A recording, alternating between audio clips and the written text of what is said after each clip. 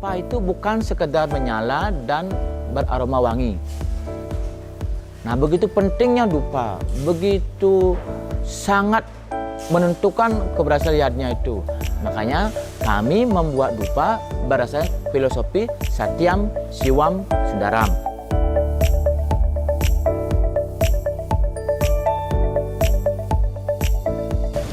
Om Swastiastu, nama Tiang Giromangku Eko Astana, umur Tiang 44 tahun, dan Tiang sebagai owner Dupa Dubali 1.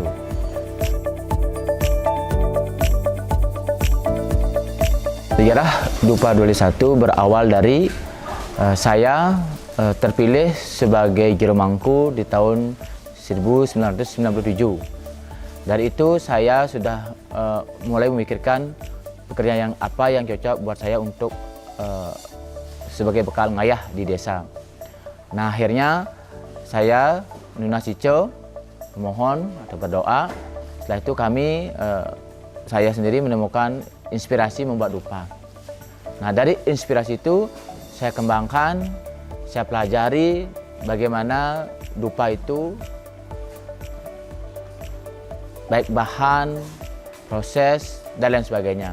Untuk itu saya mencari beberapa sumber-sumber dari sastra-sastra Hindu Bali yang berhubungan dengan pemujaan sarana yang menggunakan api, terutama dupa. Nah, setelah itu, setelah terkumpul dari beberapa sastra-sastra tersebut dan petunjuk orang suci Sulingge, di tahun 2000-an saya mulai memulakan brand yang namanya Dubali 1, yang artinya dupa Bali nomor 1. Nah, kenapa saya buat Dubali itu menjadi brand Dubali? Karena dupa Bali ini yang satu-satunya di saat itu dupa yang berdasarkan sastra Hindu Bali. Di mana waktu itu, di era itu, belum ada satupun dupa yang bercorakan Bali. Nah, waktu itu saya mulai membranded dengan brand lokal Bali. Nah, setelah itu saya sendiri jualan, keliling. Ya, biasalah mengalami pasang surut, ditolak, bahkan seperti gimana orang jualan seperti itu, layaknya orang jualan. Kita masuk ke pasar-pasar lokal. Nah, kita menawarkan dari hati kami yang tulus bahwa ini dupa yang berbeda dengan dupa yang lain. Akhirnya mulai diterima di pasaran. Bahkan pengunjung ke tempat kami sudah mulai berdatangan. Waktu itu saya memiliki karyawan 1-2 orang. Kami bersama istri keliling juga membawa dupa ke warung-warung. Saya yang bungkus di rumah, istri yang jualan. Dan sebaliknya, saya yang bungkus, istri yang jualan. Nah, terus berkembang. Akhirnya beberapa tokoh nasional mulai mengunjungi kami. Beliau Pak Puspoyogo, waktu sebagai menteri, Bapak Wedokarna, Bupati Bangli dari zaman beliau, Bapak Arnawo, Bapak Gianyar, apalagi yang sekarang beliau Bapak Senarto. Jadi pejabat-pejabat negara sudah mulai mereka mengenal dupa Bali. Akhirnya masyarakat Bali semakin mengenal dupa Bali, dan mulai seperti reporter PRI mulai meliput kegiatan kami. Dari sana Dubali semakin dikenal oleh masyarakat hingga saat ini.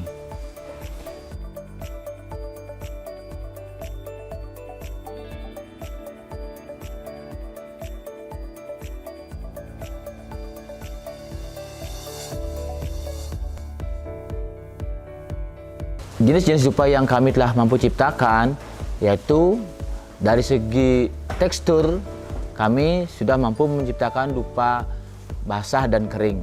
Nah, dupa basah itu adalah salah satu dupa ikonnya dupa Bali, yang mana dupa basah yang pertama kali di Bali dibuat berdasarkan sastra Hindu Bali. Walaupun ada dupa basah yang berasal dari luar, misalnya dari India dan sebagainya. Namun Dubali pertama kali menciptakan dupa basah yang berkonsepkan sastra Hindu Bali dari segi bentuk. Dupa kering dupa kering kami mampu menciptakan dupa dengan teknik manual, yaitu dengan ngefrik dengan manual biasa, dan sekarang kami sudah mampu menciptakan dengan teknologi yang ada sesuai dengan perkembangan zaman yang ada. Kami sudah mampu mengikuti era teknologi yang ada di saat ini. Dari segi varian aroma, kami di Bali sudah mampu menciptakan dupa yang berbahan natural murni dari bahan alam. Dua, dengan menggunakan minyak essential oil atau minyak esensial. Tiga, sesuai dengan permintaan pasar, kami sudah bisa juga menciptakan aroma fragrance. Nah, aroma fragrance yang kami gunakan ini adalah yang sudah mutu standar internasional, bukan minyak oplosan. Karena kami sudah bekerja sama dengan salah satu perusahaan parfum internasional yang ada di Indonesia. Dari segi desain, kami sudah mampu menciptakan sebuah dupa dengan ikon dupa Bali, yaitu desain yang kami ciptakan sendiri dengan berbentuk bunga yang sudah kami patenkan menjadi ikonnya dupa Bali. Dari segi nyala, kami sudah mampu menciptakan dupa sesuai dengan kebutuhan pasar, yaitu untuk kepentingan yang nyalanya 1 jam sampai 20 jam. Dan kami juga sudah mampu menciptakan dupa sesuai dengan kebutuhan.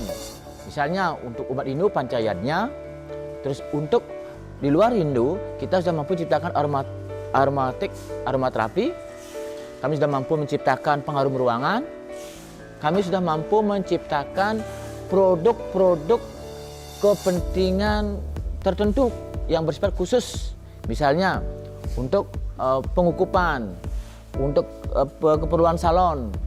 Kami juga menciptakan sesuai dengan tren pasar yang ada saat ini, yaitu contohnya dupa unik.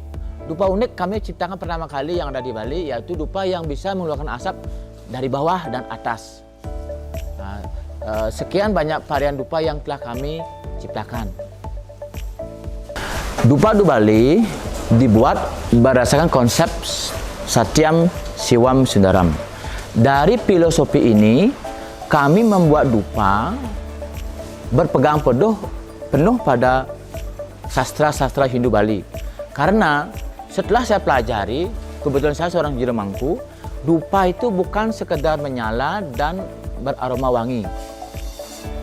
Nah, begitu pentingnya dupa, begitu sangat menentukan keberhasilannya itu.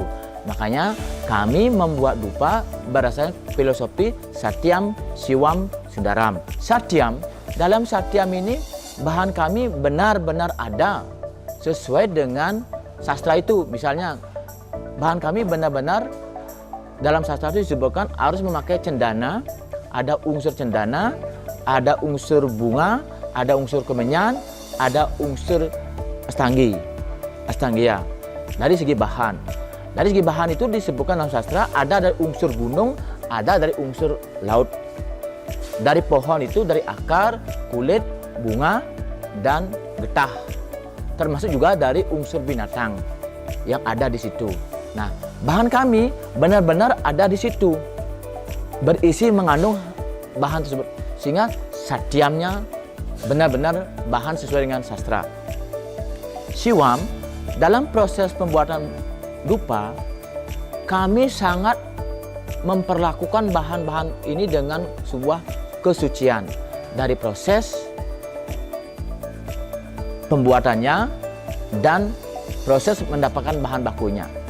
Kalau bahan baku, kami benar-benar memilih bahan baku yang benar-benar kesuciannya masih terjaga. Jadi bahasa sederhananya benar-benar masih sukle bahan bakunya. Untuk menjamin inilah kami memperlakukan bahan, membuat bahan, mengolah bahan dengan teknik sendiri. Artinya kami membuat bahan baku sendiri untuk memastikan bahwa bahan itu benar-benar murni asli ataupun suklo. Dan air yang kami gunakan pun adalah dari mata air. Mata air itu kebetulan dekat dengan gudang kami. Nah, kami dengan penuh rasa bakti, rasa hormat kami, akhirnya air tersebut kami mohon kepada kehadapan Dewi Gangga, Dewa Wisnu, untuk kami mohon izin menggunakan air tersebut untuk pembuatan dupa Bali. Artinya kami tidak menggunakan air sembarangan. Kami pun berupaya menggunakan air dari mata air yang merupakan air petirtan yang selama ini emang dijunjung tinggi oleh masyarakat di sekitar kami untuk air petirtan. Saya berupaya bagaimana saya bisa mengupayakan bahan baku itu mengolah sendiri. Mengolah dari kayu gelondongan menjadi sebuah tepung. Mengolah bambu batangan menjadi satu stik dupa. Dengan berpegangan siwam inilah kami juga dalam proses menjaga kesucian tempat kami, tenaga kami. Nah, tenaga kami ajak mereka sembahyang setiap rainan. Sebelum bekerja mereka harus berdoa secara SOP kerjanya. Mereka juga kami ajarkan yoga. Karena kami membuat dupa ini sesungguhnya di samping kami mencari keuntungan, kami dengan penuh rasa bakti yang tulus dan ikhlas. Karena kami menyadari dupa ini adalah bahan persembahan yang mana tidak bisa digantikan dengan bahan lain. Oleh karena itu kami berupaya menjaganya dengan usaha kami dengan semaksimal mungkin. Sehingga kami di Bali ini berusaha membuat dupa ini sesuai dengan tatanan etika Hindu Bali. Sundaram. Kami berpegang pada konsep Sundaram. Kami membuat dupa tentunya dengan sesuai dengan kebutuhan pasar, kebutuhan umat. Jadi kalau misalnya untuk dupa di Bali itu fungsi utamanya memang untuk pancayadnya. Nah, dalam kekhususan ini pun dalam pancayadnya ini kami sudah membuatkan produk-produk yang memang khusus secara estetika seni, secara Sundaram, mana dupa untuk menuhuri Dewa Batara, mana dupa untuk budayanya, yang tentunya bahannya berbeda-beda.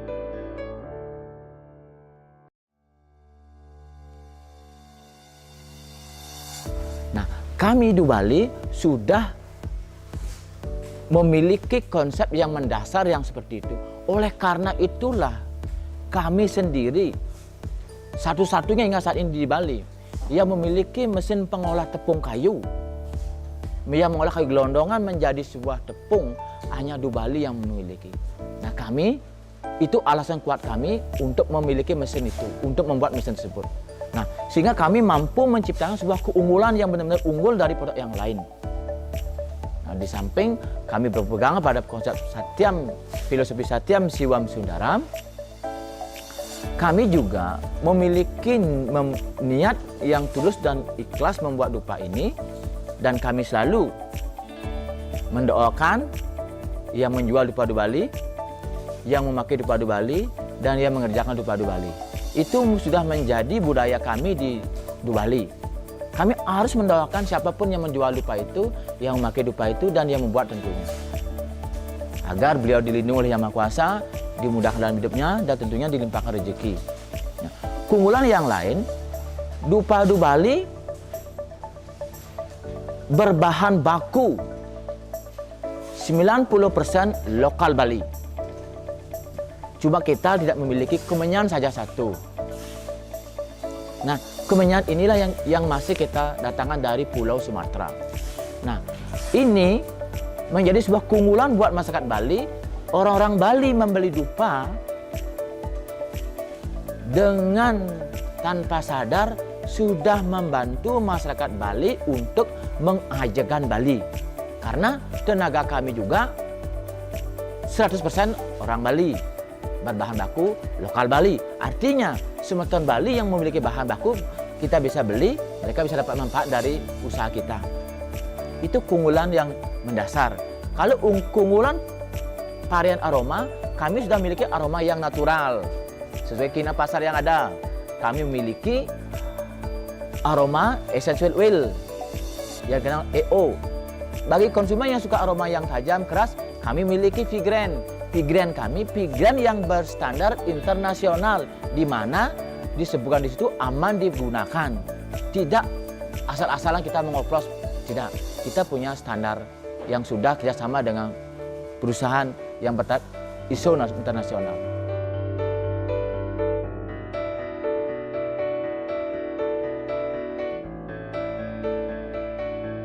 Sikap pribadi dan atas nama Dubali mengucapkan terima kasih kepada umat Sudarma atau masyarakat yang telah pernah menikmati aroma Dubali.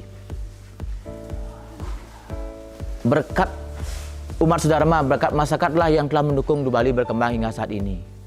Nah, pasar kami, pemasaran kami sudah memasarkan dupa ini dengan cara offline, dengan marketing direct kami langsung, dengan agen-agen yang kami sudah kerjasama, dengan sistem online.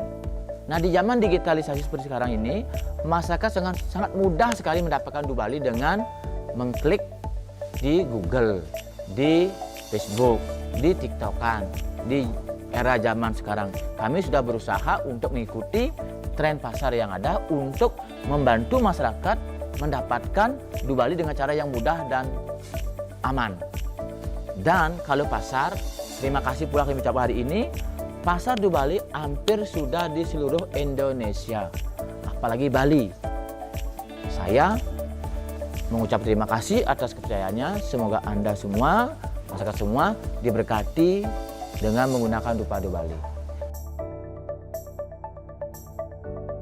Mendapatkan beberapa pasar-pasar bule itu sudah sangat senang sekali dengan dupa Dubali. Bahkan mereka datang ke sini, ke tempat saya membawa kertas yang bertulisan Dubali. Saya cari ini. Nah, kebetulan anak-anak kami sudah mulai mengarah ke arah pasar ekspor. Dan kami juga akan menciptakan produk yang untuk kepentingan seluruh umat. Jadi bukan hanya umat Indo, yang berfungsi untuk meningkatkan energi positif, pengaruh ruangan, menciptakan rasa nyaman dalam rumah. Itu sudah kami ciptakan dengan dupa baru kami nanti.